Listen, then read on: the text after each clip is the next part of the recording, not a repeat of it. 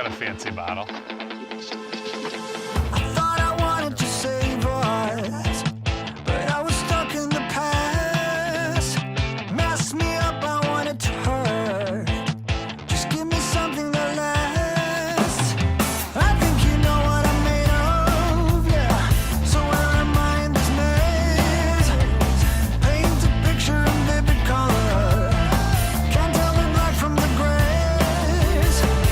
To slow things down and clear my mind. It's like leaving a toxic friend behind. You say yes, and you don't make waves.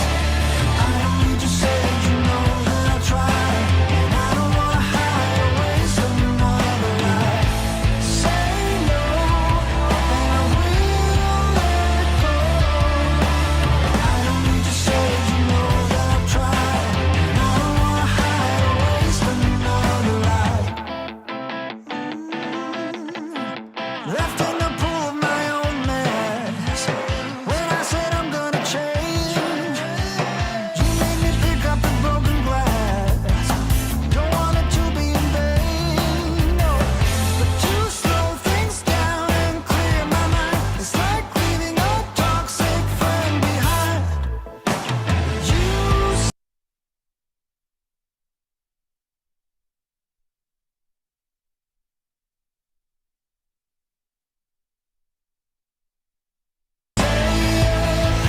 and you don't make waves.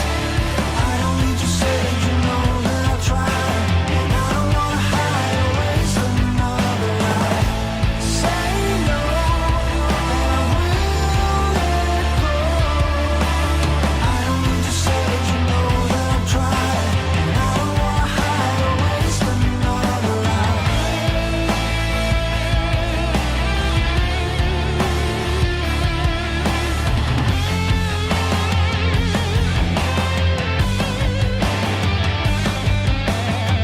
Would you believe if I told you that I don't wanna go back? I'm just afraid that I'll lose you, and I don't wanna hide or waste another life. You say yes, and you don't make waves. I don't need to say that you know that I'll try, and I don't wanna hide or waste another life. Say no, and I will let go. I don't need to say that you know that I'll try, and I don't wanna hide or waste another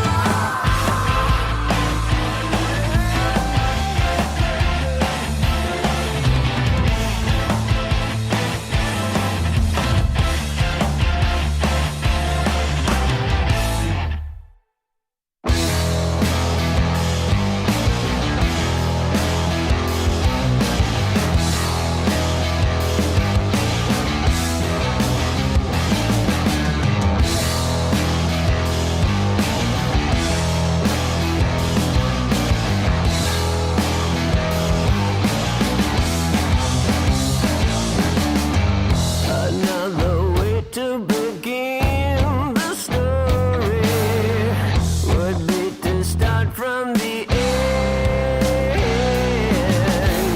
There's nothing left of the dream I persisted. No way to go back again. I want you to save me from myself. Save me from myself. Save me from myself. But won't you tell me down and build me up again? Save me from myself.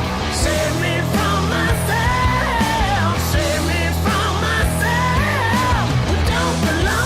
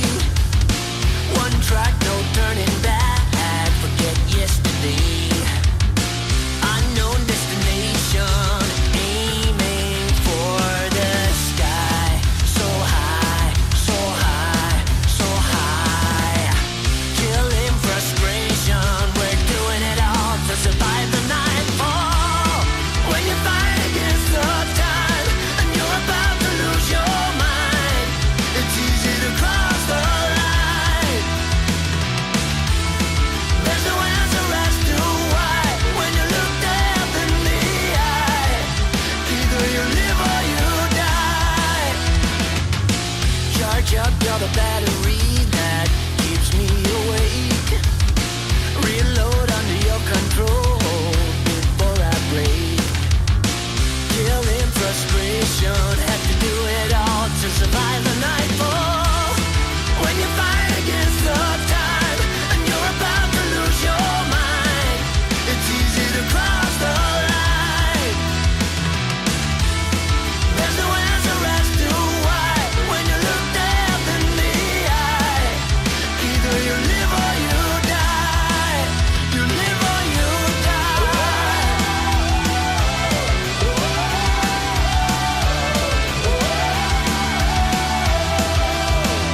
You live or you die.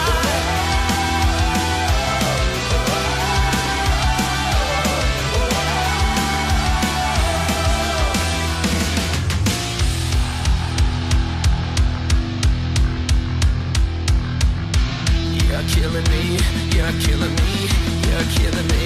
Can't have enough, you're killing me, you're killing me, you're killing me.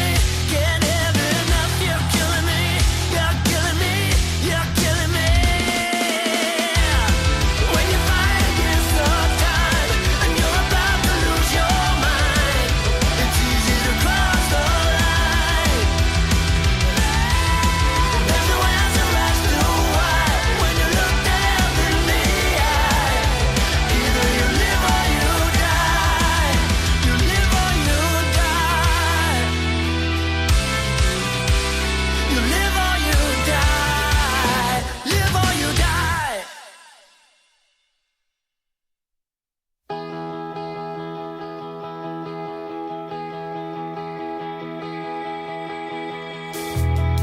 Why won't you tell me something new?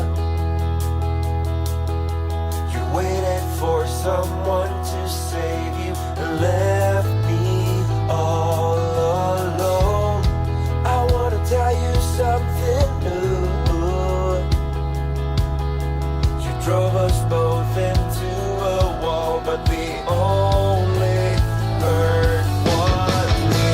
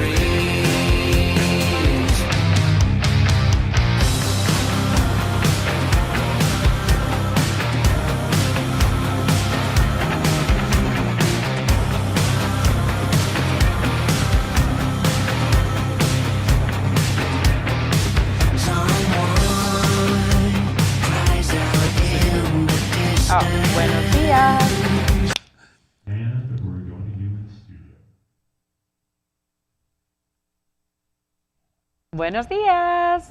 There we go. Good morning. Hello, everyone. Hola. Hola. We have a great show. His one Spanish word, hola. So we got to get the sports out of the way. Bulls big win, and as usual, your comment, I didn't watch the Monday Night Football game, but you said the worst football game ever. Worst game ever. Worst game ever. Worst game ever. And the Raiders are the worst football team. They could be. They could be the worst football team I've ever seen. They're painful to watch. I for the first time in many years, I feel like good as a Bears fan. Right. Well, there's a reason that it's the first time in many years we have had nothing to cheer for. But I feel like we're going to be good forever now. Because the whole philosophy has changed? Yeah, because we have a good coach. I feel like we're going to be good forever. It is amazing to think about. You go out and hire these guys, you get excited about the various coaches we've had, and they have all been horrible. Yeah. And now all of a sudden we got a guy that somehow he loses the first two games. It's like, oh my God, we're cursed. And now he's 7-3. Yeah. Now, I like the argument. Bears haven't beaten a team with a winning record. But then, as Tom Brady correctly said, you can only play the people on your schedule. Now, can they get 2 more games? Because we did by 8.5. So can they get 2 more games? That's the question. I kind of like Brady. I think an announcer? As an announcer. As a football player, because he's a good football player. He's a good football player. Okay. I think we have established that. Okay. Established that. And I think he's a good announcer. I think he's significantly better than Tony Romo.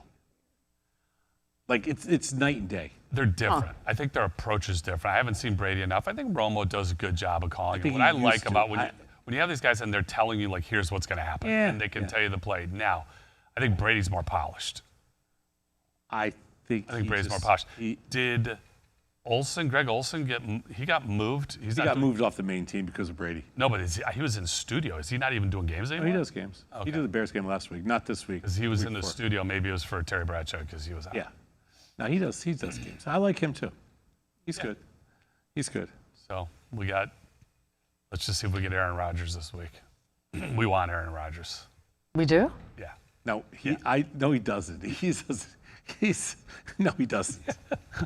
No, he doesn't. No, I don't. Okay, I guess Aaron Rodgers owns the Bears. I don't want Aaron Rodgers. Anyway, welcome everybody to One Lucky Dog.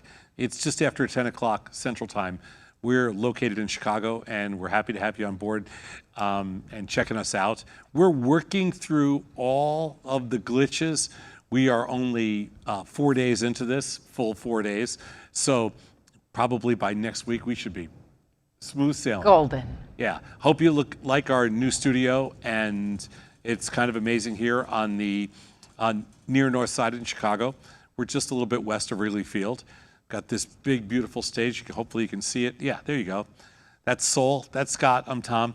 And we are so happy to have you on board and checking out all the new stuff that we're building. Software probably in a couple of weeks. It's incredible. If you haven't signed up yet, please sign up on our wait list at Lossdog.com. If you have signed up, then you're going to get something special when we first roll out the software, among other things. And remember, our lines are open. 312-448-7032. So that's pretty good. Yeah. Takes me about a year to remember a telephone number. I'll sell that. Say in a year, you have no idea. You'll say 773. So we do have a board. We can see who's waiting. We will get to you as quickly as possible. The number's down below, but 312-448-7032. Look forward to talking to you. Yeah, we're going to have to try to have a glitch-free show today, and if that works. We had a few little sound issues yesterday, but today we're perfect. It's all better. We are working hard. We are good to go. Yes. So what did you have for breakfast today, Mr. Sosnoff? It's not important what I had for breakfast today. What's important is what I had for lunch yesterday. Oh. Because Sol actually just disappointed me. You're going to love to hear this. Oh, God, you walked out of the room. What happened? Oh, before you get into what you had, this is going to be right up your alley. You're going to say, I didn't know you could do this. What? Somehow Jeff was talking about sushi and the concern about bacteria. I wasn't even listening, but like, I'm not concerned about bacteria. I know you're not worried about that. Yeah. And that's 100%. Here we go. But Sol made a comment, well, don't worry, because you could just freeze your sushi. And I looked at her, I'm like, that's disgusting. Why would you ever freeze? It's just fish. You can freeze fish. I mean, I'm assuming you can freeze fish. I know you could freeze it, but the whole purpose of sushi is you're getting it fresh and it's ready. Sure. Right? Now, you're looking at a But we're person, talking Sol about doesn't- bacteria. And Sol doesn't understand the scallop situation. And for those of you who don't know Tom with scallops, he usually waits till about 7-8 years into their frozen life God. cycle before he takes them out, thaws them, smells them, looks at them, and then decides that they're still acceptable to eat. Now, Throws a little bleach in it and then what'd you have for lunch? cooks it. Here it comes, 8-year-old frozen scallops. Oh No. boy. No, Lunch that I wouldn't yesterday. do. I would not do that. It depends okay. how they're packed. Okay. Sure. Vacuum packed. Vacuum packed is Vacuum fine. sealed. So Easy peasy. easy peasy, yeah. So yesterday I had a new cuisine. I had never had, Oh. and this is pretty hard to believe because I thought I've had everything. I had never had Venezuelan food before. And how was it? It was great. Excellent. Delicious. It was great. Mm-hmm. Where were the empanadas, the diner? What kind of food was that? That was Filipino? Filipino Cuban. Filipino-Cuban. Those were excellent. Those were good Do you too. have up here in this area? I know. It's actually a really It is nice. It's very Latin-inspired. Yes. very Right. eclectic, Yes. very Latin inspired. A lot of Latin food up here is really good. Yeah. Really good. Venezuela's in the news right now. There's a lot of stuff is. going There's on. a lot of stuff about Which is Venezuela. just totally coincidental. But we decided to have Venezuelan food yesterday, and I had never had. What did I have? And arepa, for those I of know you I had who an know. arepa, but what A kind? Venezuelan arepa. What was And- what kind though? It had meat. Well, it was meat Mine was and shredded beef. Yours was steak. Didn't you? what do they? steak, Yeah. What do they call it? caraqueña. Okay. It was great.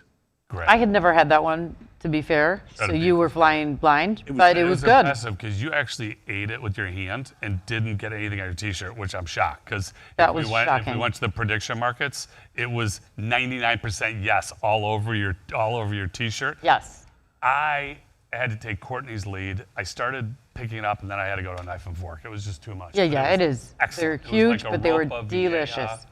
It's better than ropa vieja. I said like Real Because ropa- it's- men do it's- not eat sandwiches with knives and It's forks. carne mechada. It's okay if you make a mess. All right, what are you gonna Like do? I can understand Saul, No. but not you. Did Oh, I get did you. eat all? No, there's no way. No. No. But it was delicious, and I will 1,000% be back for more of those. Correct. Yes. That was also a healthy sandwich. Yes. It was huge. It was, Healthy meaning not good for you, but healthy. No, it was. mass. I mean, it's good for you though. I mean, I don't know, size that- wise, like holding it. It's not fried, and was it's weight. just it's There was weight. voluminous, felt heavy. but it's healthy. You know, most guys judge the food By the way, by the weight. For sure. Like when I go pick up like Chinese food or something, guess. I want to see how heavy the bag is. sure. You know, like it's all done by weight. Like, you know, this must be good. This Or- bag weighs a lot. or you weren't there.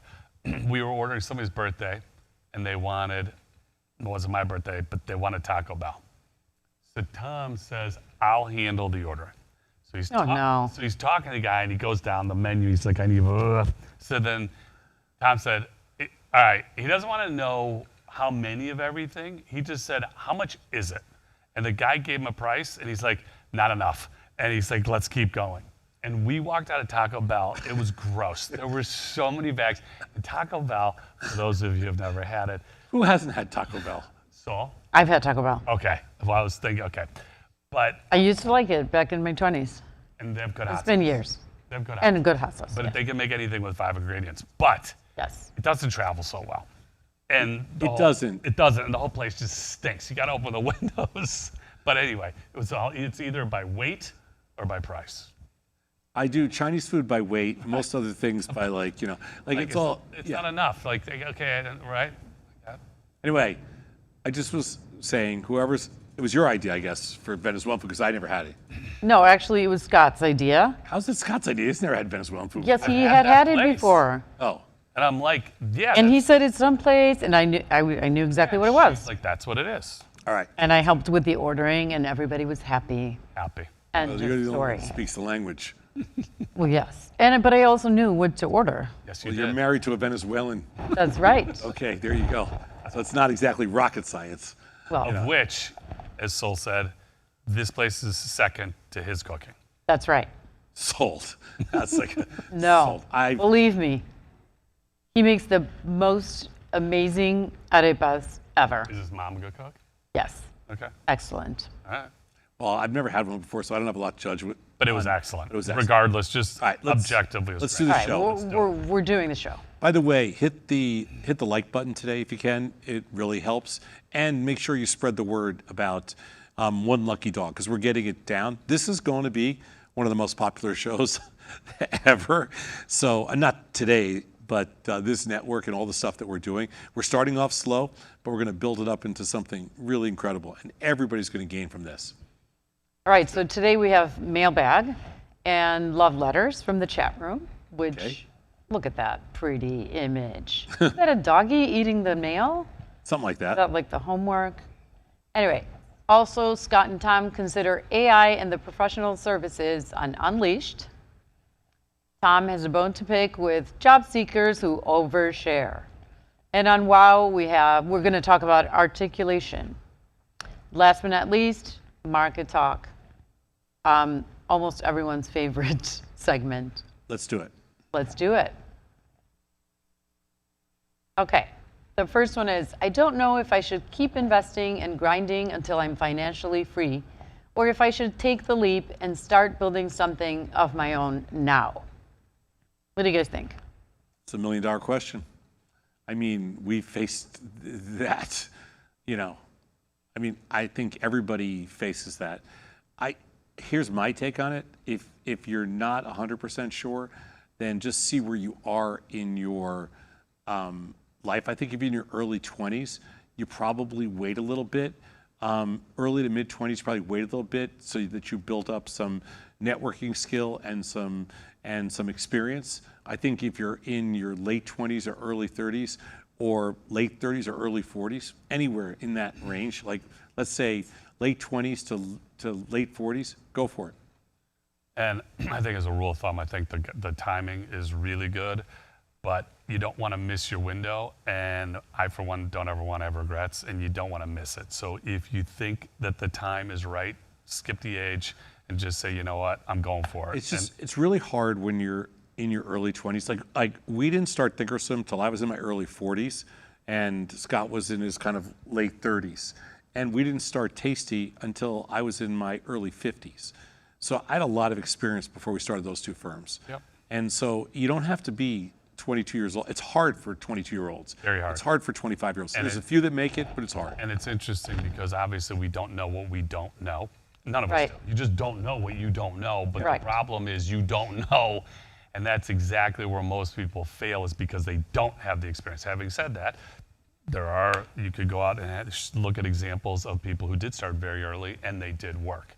But statistically, Those the might answer be of outliers. They're outliers. Let's get the Don't knowledge. hedge. Let's get the Yeah. knowledge Yeah. base first and then go from there. Yeah. But when the time is right, age doesn't matter. Up next. My clicker is not working now. Oh. Great. All right. Let me go to the actual. There we go. Perfect. There you go. In your opinion, is 40 too late to start over in a new field? I was thinking of doing it on the side to see if I enjoy it rather than just flat out quit and start from scratch. What do you think? I will jump on this one first.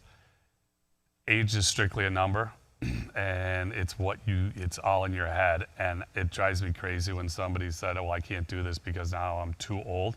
My dad was a lifelong entrepreneur who started a business at 91 or 92, and he literally worked up until 36 hours before he passed. But to him, he's like, why wouldn't you just keep recreating and doing things? Because it's fun to go do it. And the last deal that he made literally was like a week before he passed, which was unfortunately 4 years ago, and it's still paying dividends. So is 40 too young? You just heard Tom. Too late. I mean, is it too late? I'm sorry.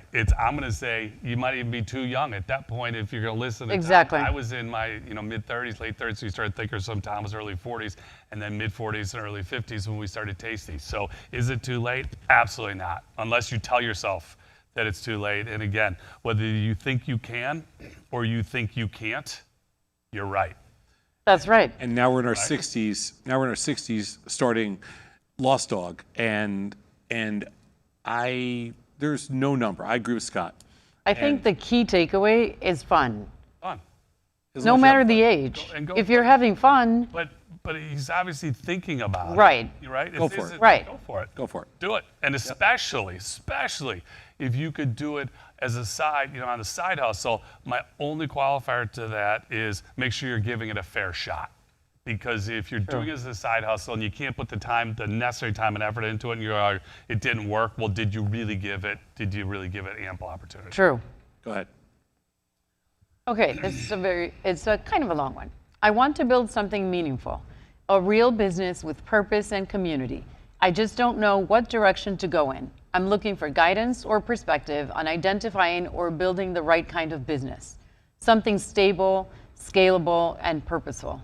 If you have any thoughts or could point me toward resources, strategies, or frameworks you recommend, I would really appreciate it. And we get these on the daily, multiple times. Yeah. I'm going to tell you something that's kind of funny. With Thinkorswim and Tasty, every email I got was about trading and positions. Yeah, some fun ones too, but I mean, most emails were about what about this position? This position's gone bad, or this. What do you think of my portfolio? What do you think about this strategy? Stuff like that. Since we started Lossdog, now every question's about building businesses, and it's really interesting. The pivot.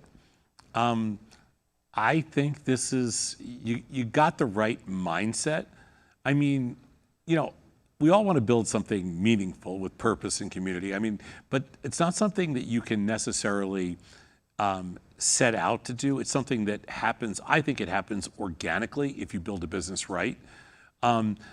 You have to choose a direction. All the other stuff, to me, is very organic. Something that's stable, that's on you. Something that's scalable, that's on your vision. Something that's purposeful, again, that's your vision. I think the best resource is to, like something like Lossdog, to listen to or to read about, to spend some time researching just other kinds of success stories, other businesses that you think you can, that you can pick up some takeaways and some things that you think you can implement from that kind of a framework. I think every business obviously is totally different, but it's going to be a lot of hard work building that foundation. Just start strong. I would add that those are very subjective comments. So what is purposeful, meaningful, scalable for me or Tom or you? Right, it's different. Different for you. It depends on your position financially. Are you able to leave what you are doing to go start something? Is this going to be like the last one? Is this going to be something you can do on the side to see if it's going to work? I like to put things, for some people, if they're visual learners, just on a daily basis, just write a couple ideas down on a piece of paper and then come back and look at them and see what resonates with you and say, like, here's an idea, yes, this makes sense, no, this doesn't. But going back to the comment, about networking, one of the things I love doing and talking to people who are in a business that's totally unrelated to anything that we're doing, I love to ask them how their business works. Because I'm just curious as to how other people do it, because you just don't know what you hear from somebody else that's going to light a fire inside of you and go, oh my God, that's an amazing idea. That was the piece that was missing. So just ask other people who either have done it, are doing it, ask them, and then hopefully it gives you some inspiration. And don't be afraid to pivot. Let's go next one. Don't be afraid to pivot. What are you guys ultimately trying to accomplish with Lossdog? What is the digital ecosystem you are trying to build, and why? Well, we don't know what we're ultimately trying to accomplish. We never do. That's like when we build stuff, I don't want to tell you now what's going to happen in a couple of years, but ultimately we want to get a lot of people. We want to help a lot of people. We want to create worker fairness. We want to reduce the inequality in the workplace. We want to teach people, how to build wealth, how to invest. I think there's a ton of things, and we want to build a digital ecosystem around that because we don't want this to be a one-off subscription service. We want you to subscribe to what we're doing. Our network will always be free, but we want you to subscribe to our software, and then when you're in our software, we want you to be able to do other things. Ultimately, to live in a tokenized or digitized world, and we have some really strong ideas about that, and we think we can change the retail landscape with respect to digitization. That's a hard word to say, Digitization. Yes. Got It's it. not, and I want to clarify what to say. We're not going to tell you where we're going to be in 3 years, as Tom correctly said. We don't know. I mean, this is going we don't to have just, no idea. This is just going to continue to evolve. We have a It's lot. ever evolving. Yeah, we have a lot of great ideas. Well, we think they're great ideas. Some Right. will work. Some will fail. We'll get new ones. We're going to pivot 10 times between now and 3 years from now. So, Correct. but I think you're going to love what we're coming out with. I know you're going to love our software. I think you're going to love the ecosystem that we're building. It is unique, and it's different from what anybody else has built. And I think, like everything else we've done, we are innovators. I think you're going to like it. Next. Okay, we're going to move on to the segment that we like to call Real or Not. So we're going to read some headlines, and then we're going to discuss whether they're real or not, just for a little fun. Okay. First one, Ohio has a state highway called Route 666. Real or not? What do you guys think? Highway Route 66. Ohio. 6. I mean, I just know that there are specific ways in which the numbers are, whether they go east, west, or north, south. That's a for sure, but there's also maybe there's 94 is the main highway going through Chicago, and the 294 is the bypass around. Correct. It has to do with the number, Route 6. No, What but I'm saying because is, yes, he's this right. This is I'm going to say listen. yes, and it's a route around Route 66, which does begin in Chicago. Do you know that? I did not know that. Route 66. You did not know that? Route I didn't know it 66. began. That's right, It because you're began- not from Chicago, and Oh, should we you've bring- only oh, lived should- here 100 years, but And should we bring that up about I this? think so. About the what? Oh, well, if you're not from Chicago, because I just have to get this off my no, chest. You know, Tom is a brilliant person. Except for he's a little directionally challenged. And Yes. he did admit yesterday, I just have to say this because I didn't have it recorded, but now been memorialized, Yes. that the football game that he went to really was east-west. At Wrigley but that Field. To him, it was a little confused because he's not from Chicago. He thought it was north-south. Anyway, I'm going to say that's real, and it's 666 goes around 66 like 294. I'm going to say, I was going to say Sorry. it's real. No, you weren't. Okay, well, anyway, to clarify this, there used to be a US 666 in the southwest of the country that was called the Devil's Highway. This is not it. This is an internal Ohio one. That's fun. Devil's Highway. That one's gone. It's no longer. Sure. Because who the hell wants to be on Devil's Highway? Exactly. Okay, next one. A new trend is to put toilet paper in your fridge to reduce odors. I cannot go with this one. I got to say false. And you got to remember to go to your fridge, and there's all these. Plus, who wants to open your Can you fridge and imagine see and see toilet paper? Yeah. But I'm going to say this is. what are you going to say? Not real. Not real? Not Scott? False. Oof. Oof, it's real. Yeah, obviously it You know, says real. because, Who wants to put toilet paper? well, they are not saying that it's the slide. But anyway, Oof. it's real. I want to know. It's just crazy because at the end of the day, okay, so it absorbs. It definitely absorbs because it's paper, right? Yeah. And it's made to absorb. Yeah. So it does absorb odors. However, it's way more expensive than baking soda. Okay. And baking soda is more clean, is just, not that toilet paper is not, but so I don't know. I'm just I don't going to wanna open it say up and see. my I don't wanna open up little and see toilet paper. soapbox, just don't do it. Just don't. Let's move on. All right. For the first time ever, a sumo wrestler in Japan wore a t-shirt into the ring. That would Real or not? that would be blasphemy. There is no way. T-shirt. No way. I mean, there's no way. Well, the only thing I think of is if they were injured or they had a cut, like they didn't want to show it. I can't Those guys, imagine they're that not that shy- would they're be. Not, they're not shy. Okay, these guys. I can't imagine that would be in like the laws of sumo that they are allowed to even, I'm right? going to say this is real. Well, let's see. It is not real. That's a fake There's one. no way, Chippy. There's too much pride. Fake news. I don't like that. Okay, what's next? All right, next. Study says that 20% of urinary tract infections are caused by contaminated meat. Oh, This yeah. will test how much we all read our I news. eat a lot of contaminated meat intentionally because it builds character. Okay. Oh, because the again, pro- 6 months in the freezer is Here it okay. comes. Go ahead. So you're going to 6 say yes or months. no? 6 years is okay. Oh, You're gonna wow. say- You're going to say yes or no. The problem is you wouldn't even know if you had a urinary tract infection. But go. But I eat a lot of contaminated meat, not intentionally, just because I do. So I would say that I would say, Question, how do you know it's contaminated? Well, According to you. It stinks, but he's still eating it. No, you're It's got not like eating. a funky it smell, just but he has- figures if he just cooks it long enough. it has to be. I mean, just given the amount of heat that we... Statistically, Given the environment it was in. statistically, Really? Yeah. You know, when you leave it on your counter for like 3 days, you forget to Yeah. put it in the refrigerator. And then I you would still- say this is true, real.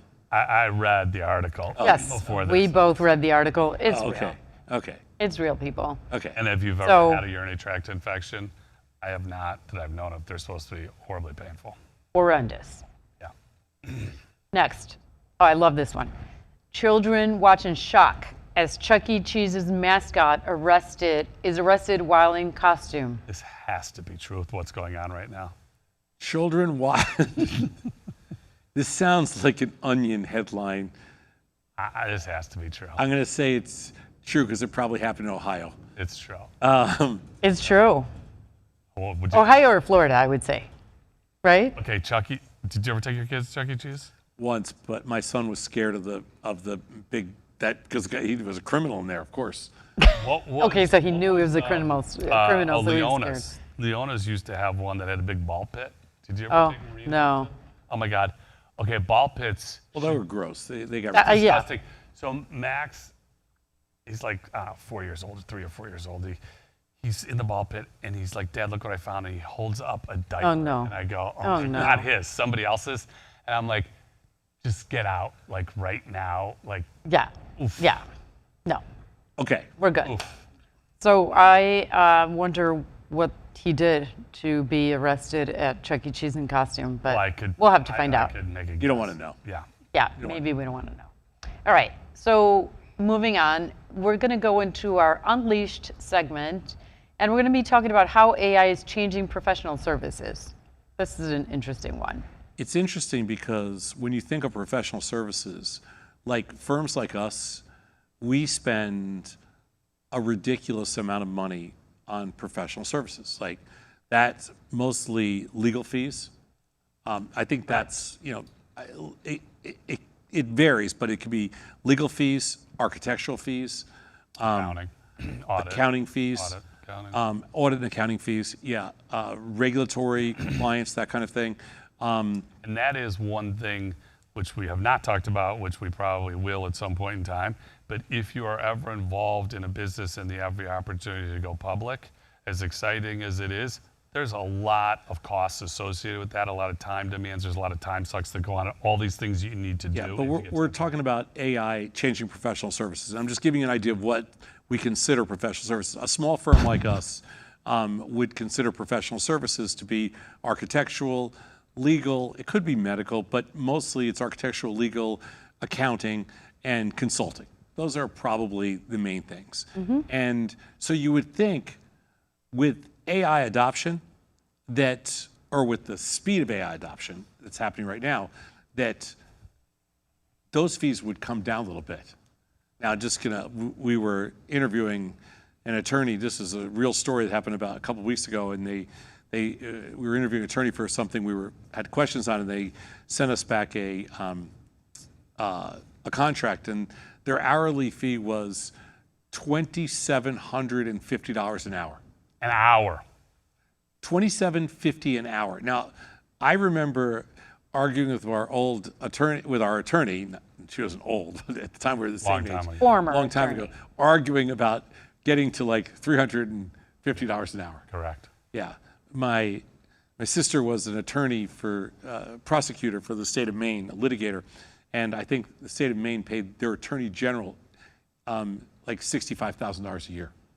65,000. So that's For the like Attorney General. That's like $32. I know. Yeah. That's like 30. I mean, Right. I remember like arguing with our attorney over $350 an hour, $400 an hour, Now $700 an now hour. $27.50, and that's commonplace. No, it's not commonplace, but it's 1,000 is commonplace. 1,500 is commonplace. Okay, well, crazy. we had attorneys that we were using that were 25, 26, 2,700. Yeah, it's Crazy. and the question is of that work, how much of that are they using AI? So which brings us to an interesting case that just happened. This was in Australia, but Deloitte, which has completely changed all their requirements, especially for young associates and everything since this case. But they kind of got busted by charging a lot of money to the Australian government, who had contracted them on a consulting gig, and for, I guess we have it up here, $440,000. And they used AI for basically everything and refunded them part of it. But they were basically caught using AI to generate the report that they were supposed to have put together. And so essentially, they cheated on their homework. Now, the question is, how, it's hard to write legal docs.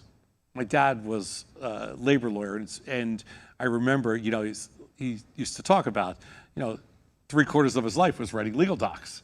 And I don't think there was never the option of using AI to write different legal docs. No, there wasn't. Right. And there's no way you would know because, notwithstanding the foregoing is something that you just throw into every other line and you're done, basically. I know I'm going to get a lot of emails. Don't out me on that. But just go back one slide for a second. Sure. So on just to this point, I was just reading an article. There were 2 federal judges that just got busted for this. And it was bad. They were citing cases that never existed. Well, because AI hallucinates. Well, that's what it was doing. Okay, well, that's really bad. You're a federal judge, and you're going to flip it over to some large language model and say, here, just tell me what I should be doing here. And well, we have it up on the screen in front of you. You can see 120 documented legal AI hallucination cases since mid-2023, and 66% of workers admit to relying on AI output without fully checking on it. Easy. Yeah, it's probably higher than that. Probably is hard. That's 66% Probably higher, yeah. admitted it. Right, Yeah, right. 34% were lying. All right, go to the next slide. I mean, it's just, we're not saying using AI is totally cool. Like, I'm fine with it. It speeds things up, but it should lower your costs. Like, Right. if you're an attorney and you want to argue that, hey, $2,700 an hour, $2,000 an hour, $1,000 an hour is fair. Just say, but I'm going to have a lot less hours because I'm using Correct. AI. If AI cuts you down by half or whatever it is, Right. great. Right, if that makes it fair, but not if I'm getting AI reports and paying $2,700 an hour for the same number of hours. Because we could do that. We could do that. Large language models are changing everything. 62% of employees' working time is spent on language tasks. That's why large language models and AI is changing everything, because workers spend a lot of time on this, certain types of workers, professional workers. And that's something that can be reduced. Now, firms aren't ready to give up the revenue yet. So if they're going to use AI, they have to make a decision. Yeah, but you could think about this. It's not that you're giving up the revenue. You could this has to make you more efficient, because if you're not doing the work, if AI is doing it for you, it's cutting down on the amount of time you're putting into it. You should be able to produce more. So if you're charging less or whatever it is, you're not giving up the revenue. Well, the problem is that you don't necessarily have all those clients. You either have to get rid of people. There's a lot of pieces to this. But I guess my point is the amount of dollars that are being spent and committed to developing different AI models. And Lossdog is one of these AI companies. I mean, we're building, essentially a back end of our platform is a lot of AI. We're not necessarily going out there calling ourselves an AI platform, but we are. And what we're doing is we're teaching our model, using hundreds of millions of data points and millions upon millions of resumes, and then all the information that people are going to give to us to make our models smarter, so to make our numbers, better. The difference is we're not charging $2,700 an hour. So the more you can teach your models, the less they hallucinate, the better that they get. But there has to be a relationship between, hey, if you're going to use this new technology, I need to benefit from it too, as a consumer. Because these models aren't even fully taught yet. One of our viewers says the hourly billing system is from 1919. Yeah. Bury it. That's right. Bury it. It's exactly right. That is exactly right. And if you come up with a project-based cost, but Right. the attorneys aren't going to do that. Well, they're going to be forced to, because new firms are going to force them to. because there's certain things that you don't necessarily, as soon as you teach some of these models, especially like a lawyer model, it's going to be able to do a lot of things for you. Right. Make sure you fact check. Yeah. Right. So, and look at the size of this market. I mean, this is crazy. What's most interesting about this that is in 2022, which is 3 years ago, this was a $40 billion marketplace. Now the amount of potential, we're not talking about the market cap of different stocks, because Nvidia is $4.5 trillion. Is a $4.5 trillion, $5.5 trillion. No, it was $5. It was $5 is under. It's like $4.5. Okay, whatever. Had a couple down days. We apologize. Sorry, guys. Yeah, but we're talking about the size of this marketplace from 40 billion to 1.3 trillion. 30x. Yeah.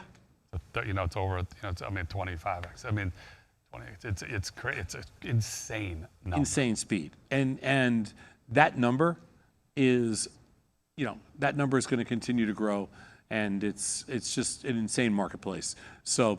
The main thing here is 65% of companies now use generative AI in at least one business function. I would think it's going to be significantly higher than that. I think it's going to be close to 100% for anybody that is that. I mean, how can it not? Because there's so many benefits from it. Right. My concern is that there's just blind trust, and that's what's alarming to me, is that people just throw everything at it and go, well, it has to be right because it's a large language model. I just hope it doesn't dumb things down. Like in a perfect world, AI will make everybody more efficient and make people more productive. Smarter. Correct. I just hope people don't lean on it and it becomes a crutch that actually dumbs us down. We should hope so. And it will for some. Right. Inevitably. It will for some.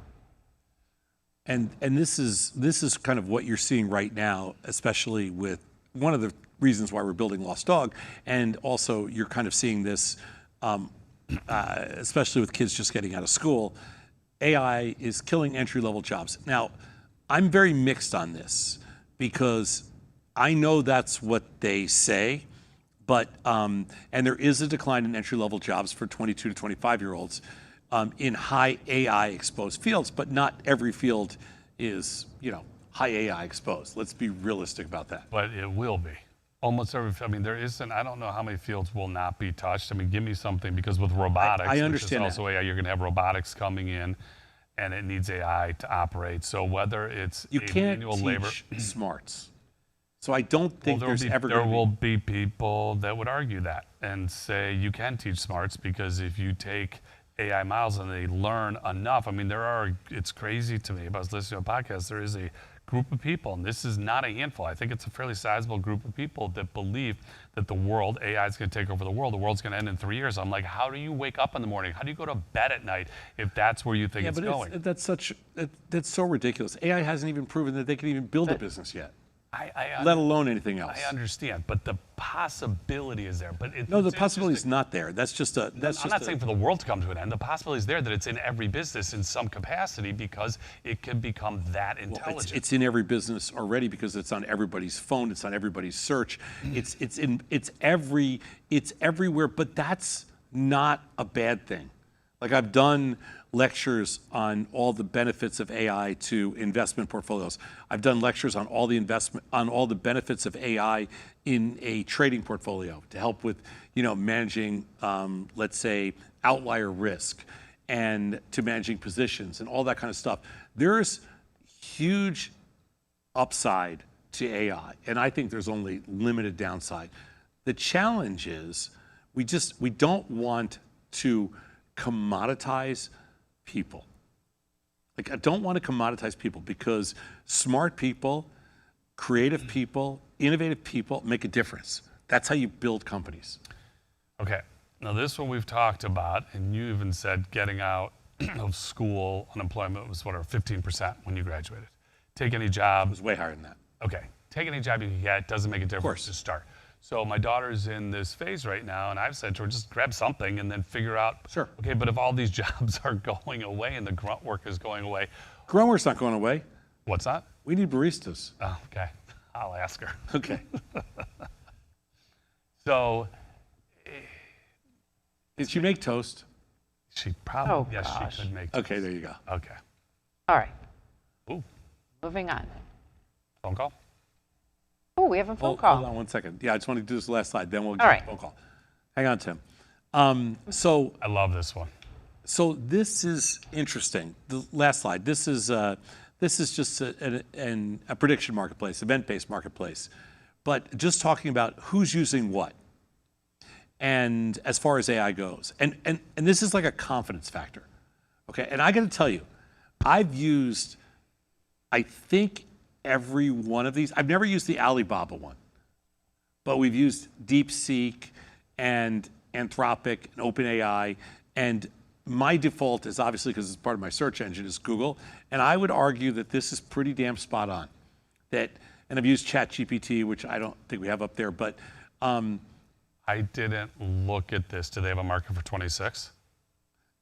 no, this is the only market that was up there. It'd be interesting to see because there's no way that Google stays at 83% for 26. Well, right now, because Google, the reason Google's so high is that Google has essentially used AI to replace traditional search. Correct. And so now you're Googling Google search. Right. You're Googling Google AI is essentially what you're doing.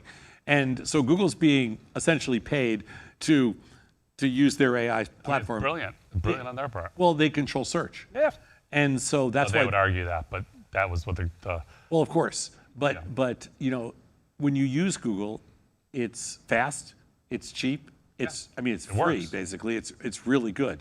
I mean, like we've compared just based on cost, like DeepSeek and other Chinese, search engines. Like I said, I haven't used Alibaba, but between Anthropic, OpenAI, ChatGPT. I mean, I'm a layperson, so I can't tell the difference really.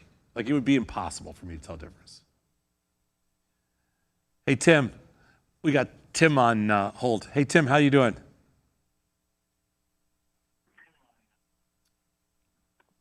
Hello. Hi, Hey. Scott, Tom. Hey, Tim. Hey Tim, how are you? By the way, this is our buddy Tim Knight from Palo Alto. The first Good. of the you are the first Palo Alto The OG. the OG. You are. 52,000 people in front of the line. That's terrific. My life is complete. Yeah. Hey, you started in Palo Alto before Facebook. You own that. So what's up, Tim? Yeah, Mark used to jog up and down the streets around here with his guards back in the day. Yeah, so I just you're chatting about the top. Well, first of all, I'm always drawn to Lossdog because the logo is the best ever. I love that logo. But talking about AI, just a topic of interest of mine. I just thought I'd call in and chime in with a couple of thoughts. Go ahead, chime in. Okay. Well, first, kind of a good and a bad, because in my life, there's been just a handful of times when my jaw just dropped open from what I was seeing. One of them was when I went to see Toy Story back in 1997, because I was expecting to see basically a cartoon, something very obviously computerish, and I just could not believe what I was seeing on the screen. And another event was more recent, which was in the AI world, because I've written a bunch of books in my life, and I wrote one novel, which is nearly 600 pages long, and it's 73 chapters, and it's pretty complex. And so I literally uploaded the entire novel into ChatGPT, and I asked it a pretty sophisticated question about, what does this particular metaphor mean? And it gave me an answer that if a college student wrote an essay in this fashion, I would be impressed. I mean, it was really very human analysis of it. And so it's like the Arthur C. Clarke quote about how any technology sufficiently advanced is indistinguishable from magic. That's just what it was like for me. So I don't know how it's done. I'm a layman like you, Tom, in this, and it's just like, Who'd you use for that? ChatGPT. Oh, ChatGPT? Okay, got it. Yeah. I think so. I struggle because I'm very loyal to my family. So my boy used to work at XAI and now works at OpenAI. So I actually probably used XAI at the time. Oh, I thought you said check. Got it. Got it. All right. What else you got, Tim? Yeah, but I will say that, well, the not so good thing is that I'm feeling a little less scared about being unemployed myself, because I have tried using these models to do like chart analysis, and it's really unimpressive. So I think I'll still be able to eat for a few years. I think that's very fair. I can see that. I don't, I'm not going to get into the discussion on chart analysis, but I think you own that space, Tim. That's yours. All right, man. We're gonna let you go. Thanks so much for checking in. Have a good day, Tim. Thanks, Tim. Thanks, Tim. I want to wish you all a happy Thanksgiving, because I won't get another chance to. Thank you. Same to you. All right, we're gonna go on to the next Next segment. We're gonna have some fun here. So, this network we're really trying to focus in and give people lots of different takeaways every day. Like the AI discussion a little bit. And Tim has been a longtime partner of ours and long time, going back to the early 2000s when we first built Thinkorswim, and then all the way through, Thinkorswim and Tasty and everything else. And I'm not kidding, he was like the first entrepreneur in Palo Alto with profit charts. But we want to just inspire young entrepreneurs, older entrepreneurs, people that, so they can inspire their kids, give you tons of takeaways. But today, we're going to do a little bit of a rant every single day on different things. Some will be political, some will be business-wise. Just, hey, we want to spark some interest and, generate some feedback in the chats and some good, some bad, everything else. So today, we have a bone to pick with people who are seeking jobs, but maybe oversharing a bit. Didn't you tell a story yesterday of somebody that had a PhD but didn't? MBA. And took it out. Yeah, we hired somebody. I hired him. I interviewed him, and he told me after I hired him that he had his MBA. I'm like, why didn't you have it on your resume? And he's like, because he couldn't get a job because people thought he wanted too much money. That's one thing. That's crazy that you have to do that, but I think that we have looked at situations where when, I have seen like a PhD resume come around for like an entry-level job, and I'm like, you're a little overqualified or something like that. I don't really know. They don't want to be they don't want to take themselves out of being considered because of that. So oversharing. So hi, I have a bone to pick with job seekers who turn their resumes into the written equivalent of hoarding. Your resume isn't your autobiography. It's not a LinkedIn profile on steroids. And it's definitely not the place to document every participation trophy you've collected since freshman orientation. Yet here we are, sending recruiters 3-page manifestos about that time when you were involved in the chess club for exactly one semester in 2019. Here's what you're missing. Recruiters spend 6 seconds. Yes, 6 seconds scanning your resume. Not 6 minutes, 6 seconds. And you're wondering why they're not calling you back. The math is brutal and simple. Every irrelevant line item you add is another reason for them to move on to the next candidate. You think listing 17 extracurriculars makes you look well-rounded? Wrong. It makes you look desperate and unfocused, like you're throwing tennis balls in every direction, hoping someone will chase one. MBA admission officers will tell you straight, they'd rather see deep involvement in one thing where you've actually made an impact than surface-level participation in a dozen activities. They want to see that you've identified a problem at the homeless shelter and fixed it, not that you showed up, signed in, and felt good about yourself. Here's the uncomfortable truth about meritocracy in 2025. Nobody cares about your merits if you can't find them buried under 3 pages of irrelevant credentials. Your job isn't to prove you're qualified for everything. It's to prove you're exceptional at the one thing they're actually hiring for. Tailor that resume. Delete the doctorate if it doesn't serve the role. Cut the aerospace experience if you're pivoting to healthcare. Be ruthless. Your ego will survive. Your job prospects may not. Stop burying your best qualities under a pile of participation points. Really interesting. It goes back to our focus on narrow your focus. Business, in resume, everything. Don't get too broad. You know what drives me crazy is when people say, well, we're going to build this business, we're going to do this and that, and then if we could do this, that, then we're going to go overseas, then we're going to be global, then we're going to do this, then we're going to deliver this. It's going to be like, slow down. You haven't done one thing. You haven't even started. You haven't even started. And I think that a lot of times when people come in, for interviews or they're talking about getting jobs, they think that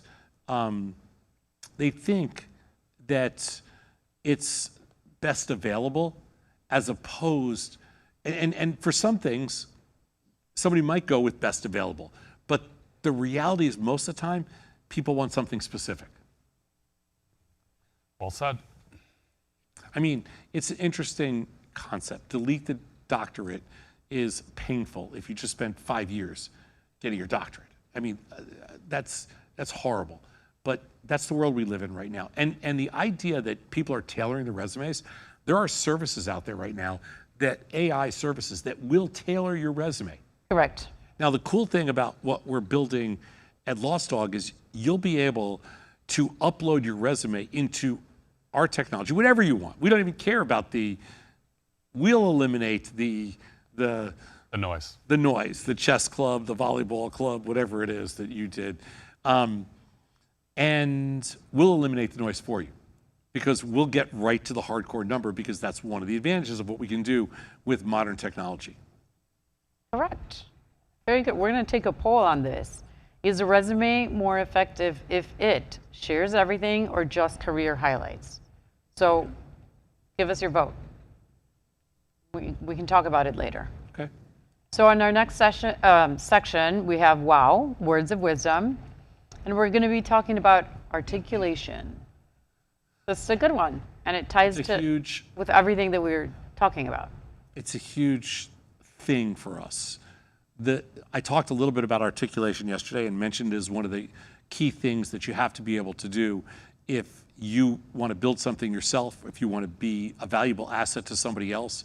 Articulation is, listen, your just ability to talk, your ability to explain something, your ability to tell your story, and not to make it like Scott does, crazy long, okay? Keep it short, keep it direct, don't go in 1,000 different directions. He's actually a good storyteller. Thank you. He's a long storyteller. But it's good. It's good. Because he's already reached a point in his life where he's had success. So he's like when you had to listen to your grandparents tell a long story, that's Scott. But most people, especially if you're coming to either raise capital with us, get a job, or start your own business, whatever it is, learn to tell your story, keep it short, keep it direct. Sure. Okay? I mean, I think that's in every case possible. You think short and direct is good. You think that's simple? It's common sense. Yeah, you think that. You would think. It's not. Right. It's not even, it is common sense, but the problem is People can't do it. people get all caught up. They're so excited. When you come up with an idea, like I've had so many people say, oh my God, I just created the greatest game. I just came up with the idea for the best restaurant, the best business. I got the best technology. I'm going to do the craziest thing with AI. And they get so excited about this. I came up with the best idea for a new ETF. I came up with this. The number of things is just incredible. And for us, and we've looked Get narrow. and we've looked at a lot of deals. We've invested in some, passed on most. The ones that I would say categorically we've invested in, it was a short, sweet story that totally made sense. And you just say, look, we have no idea if they're going to work or not, but they had a good story. Short and direct. There was one Don't time, sell past the close. There was one time, don't sell past the close. There was one time Tom wanted me to do something. He was doing it. I'm like, and typically we're doing it together, maybe not the same, but we're in the same deal. He's like, you got to talk to these people. And I sat down, I talked to the guys, and it was painful. I was pulling information out of them they could not answer. And I said to Tom, I don't get it. They have no idea what they're doing. And he's like, just trust me, just do this. He said, they might not have been able to explain it to you, but they're great at what they do. And I said, fine. And so far it looks like it's going to be good. But it was. But they were young and they were very geeks. young. They were geeks. They were just, they were I know. They were socially awkward. Yes. And that's being polite. So that's a learning process, you know. Sure. But for most people, when you get into certain points, you're a little bit older, and at that point, you have to learn. You know, I've sat down with a lot of people over the years, and they have a very hard time just talking about, you know, their story. It's hard for some people to communicate. It's something you have to learn how to do, Critical. if you want to get to a certain level. Yeah, critical. All right, next one. Focus on what gets you excited about your business. I think this is crucial. Well, crucial, because regardless of what your line of business is, whatever you're doing, you better be excited about it. And because, again, it's not only do you need to be excited about it, because if you're not excited about it, it's going to be hard to wake up every morning and go to work with as hard as it is to start a business. But going back and talking about the time, if you are in a period where you're trying to raise capital, if you're not exuding like just excitement, Enthusiasm. then people are going to look at you and go, you're not even excited about this. Why would I want to invest in your business? Correct. Why would I want to work for you? Why would I want to work for you? Why do I Or wanna why buy would I something? want to hire you That's right. Yeah. And, if you you're know, not enthusiastic? And there's people that are contagious. Like you walk in, you're Right. like, okay, I don't even know what this is, but I just have to, you know, I got to be a part of this. And Yeah. I have been 90% of the time, 95% of the time, that's really important to me. You know, focus on what gets you excited. I mean, I think people can sense that with us when we do something. You know, we're excited about it because we genuinely love what we're building. And I think that matters. But I will tell you one quick story. Some kid came to me and he was so excited. He was really crazy smart. Crazy smart, crazy excited. I met him back years ago when we did a bootstrapping segment, and he came back and said, you know, he said, can I pitch you on what I'm doing? And I'm like, sure. And he was so fired up and he was so damn smart, and I fell for it. And it was kind of a scam. Oh no. And so A scam in that it didn't work, or he had no idea. both. Oof. Both. And he did it. He got a lot of people. Oof. It wasn't just me. It was like, you know, because I followed somebody else and this and that. And it was 100% loser. And so occasionally, you know, somebody can kind of pull the wool over your eyes because we're not great at vetting things. But 95% of the time, it matters. Done. Sure. So nobody wants to hear how great you're going to be, or how whatever you're building, or you're like, I don't want to just hear the good stuff. One of the things that's always worked well for us is we love to tell you about the risks of what we do and the times it didn't work out. It's super important. I always say this about traders. If somebody is telling you about their winners, they're not a real trader. If somebody's telling you about their losers, they're probably a real trader. Right. Because traders don't talk about their winners, they only talk about their losers. And you learn so much more from your losers. You learn so much more, but I can't stand listening to people just tell me about all their losers. You learn But so much that's more. what traders do. But you learn I'm not just saying from trading, just in life. You learn, the good stuff is easy. The good stuff, Yeah, of course. It's easy to sit back and go, wow, we did this, it was, it was successful. But I would look at this slightly differently and say, explain what the risks of what you do. Most people, I think, miss on the point of being concerned of trying to be aware of what they don't know and what's going to hurt them. And you need to be fully aware of everything around you to the best of your ability and just say, look, here are the unknowns, here are the things that concern me, and here are the things, if this does happen, here's what we will do to address that situation. But you can't just sit there and say, well, it hasn't happened, so I don't have to think about it. I like when people come to me and they're pitching something and they will say something to the effect of, these are the risks that I know about. And then there's, of course, there's risks that I don't even know. but these are the risks that I know about. And it makes me feel good. Yeah. Stay within your ecosystem. Stay narrow. I think we're going to beat this one. Oh, we're going to beat this every day. We're going to beat this up until Till the cows come home. The problem for most people is they don't. You know, they get, as Tom just said, we're going to go here, and then we're going to go here, and then we're going to go here, and then we're going to be international, and then it's going to be ginormous. And you know, we're not saying that that can't work, but it's going to take away from your focus on what the core of the idea or the business is, which tends to dilute the idea, and you're not going to be nearly as successful as you could have been. Yeah, we're gonna really just hammer this. Yeah, we're gonna pound on this. Stay within your ecosystem. It's something that we do well.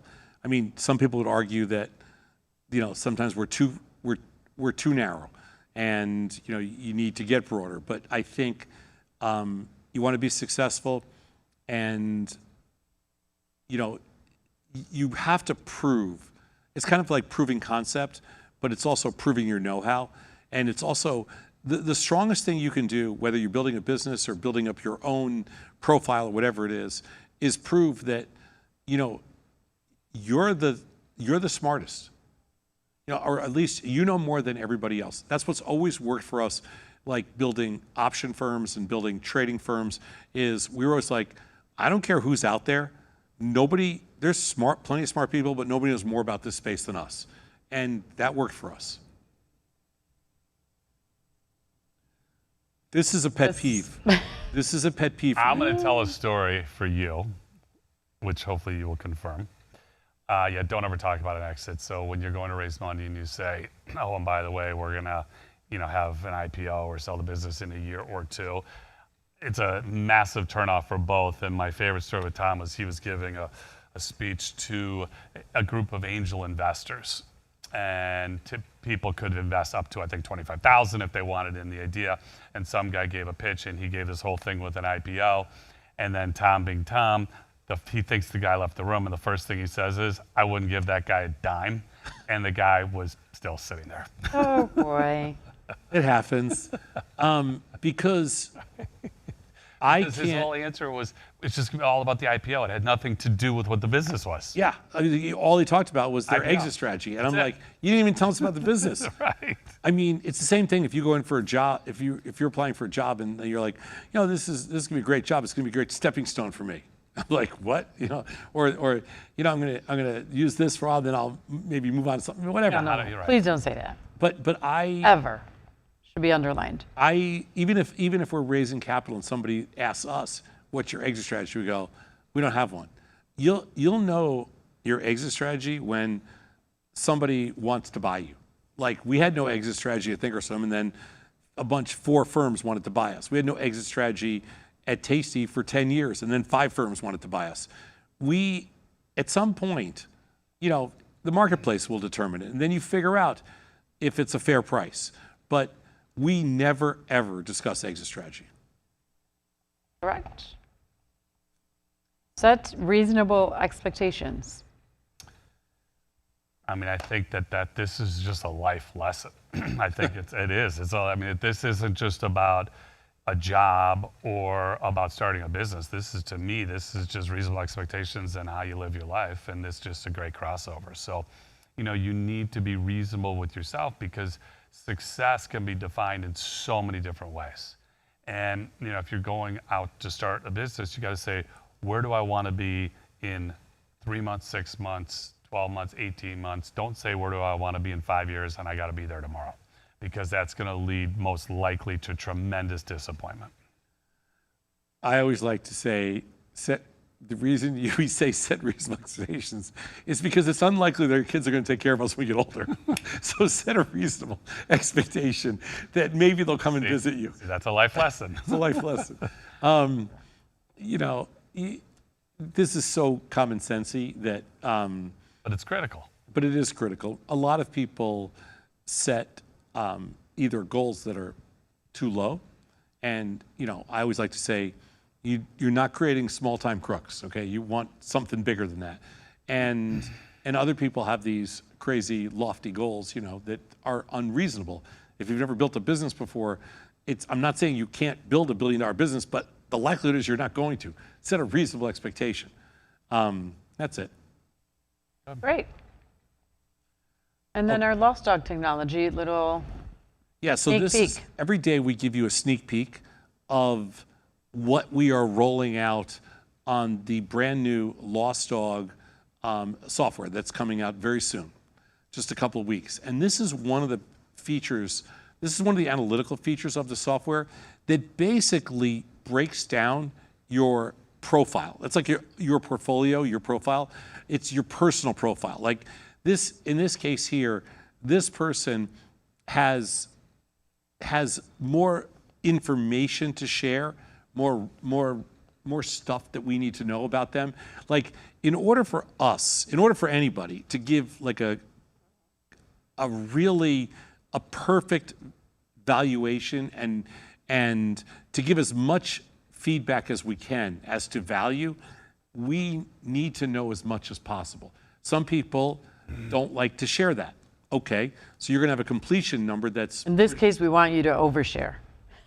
In this case, we want you to share everything relevant, yes. Well, obviously relevant. Yeah, we don't need to know you played high school volleyball, but No. we do care Nobody does. about lots of different things, and the more stuff that you share, the higher you get on this completion ratio, on this completion graph, which ultimately leads, the more you share, it's gonna lead to a higher number. Well, it's a more accurate score. It's a more accurate score. Number.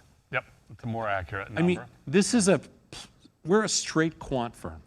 This is a quant model, like everything we've ever built in the past. It's all quant-based. It's all statistics. And you know, we're basically creating a bid-ask spread on a version of our own kind of Black-Scholes for individuals to get to a number, and the completion graph lets you know kind of where you are with what you've shared with us. And I think it's kind of, I mean, it's a fun piece. We'll show you a new piece every single day. All right, well, we're doing good on time, so we're gonna just dive into market talk. A little market talk? Little market talk. Let's see what's happened for the last hour and 20 minutes while we were getting ready. So we've got a lot to talk about markets today. And again, this network is, One Lucky Dog is not about trading. And we're not going to talk about trading. We've spent 25 years talking about iron condors and vertical spreads and trading options and futures, and God knows I've shared my life with everybody on every level. But I think we're never going to divorce ourselves from the world of finance. And we're never going to step away from trading, because trading is what sharpens our brain processing speed. Trading is what keeps us alive. Trading is what keeps our decision making. Like, we're really fast decision makers. We're very good probabilistically in coming up with answers. We're not always right, but we're good. And it's all based on trading, and we're never going to give that up. And we're not going to give up our passion for markets. So we're always going to talk a little bit about markets, because we think it's an important part of our ecosystem. And we're building technology that is going to also include a financial ecosystem. Although it be digital, I think you're really going to love the direction we're going over time. It may take years, but we're going there over time. So, all right, what's your rundown of the market today? Well, I mean, SPOOs are down 50, S&Ps are down 50, but they rallied. They were down close to 100. NASDAQ's down 260. Gold is down 6, rallying a little bit. Silver's down 25, rallying a little bit. Bitcoin and Ethereum both have rallied a little bit. Bitcoin's up 1,700 to 93,600. Traded last night down to Ethereum, and you said you were going to buy under 3,000. I did. There you go. And 29.80 yesterday. And it's 31.56. How does Daddy do it? How does Daddy do it? Cha-ching, cha-ching, cha-ching. 10-year, 4.12. You got 30-year is unchanged at 16.23. It's kind of held. It was up a half a point this morning, which is 16 ticks. Bought some bonds on Friday. Took some off this morning, left most of them on. We took a little bit of short delta in this morning. I did. I did. Still have some out there. My position's about 20% less than it was. I mean, I've reduced my position all total by probably 50 or 60% over the last week. Yeah, I'm probably a little bit more than that. Some of these stocks, and it was interesting, we were laughing. Morgan Stanley analyst upgraded Micron, I think, on Thursday or Friday, whatever day it was up like. It was like 255. 260. Yeah. Yeah, 260. It's now 230. Okay, so I mean, it's like, and 260 going to 320. I don't know why anybody listens to those people. Well, like, but you made a good call. I hate to say this, but you did, because you said you got to wait, because Google yesterday with the whole Warren Buffett thing. yeah, I wouldn't sell Google yet, even though it's 284. Well, it was up this morning. I understand that. It was up this morning. I think it was 288, and then it was down to maybe 279, something like that. So. I thought you had a couple days to wait for Google. Don't forget, this is option expiration week too. And Nvidia is tomorrow. Nvidia earnings are tomorrow. After the close. After the close. So that, for me, and I don't have a position on Nvidia right now, but that is, the market's going to take a lead off of that one. Yeah, I think Nvidia is going to, I think the expectations for Nvidia are so high. I mean, it's a $5 trillion company. How could you not have crazy, insane expectations? I think the numbers are going to be great, and then they're going to guide a little bit lower in some way, and the stock will sell off a little bit.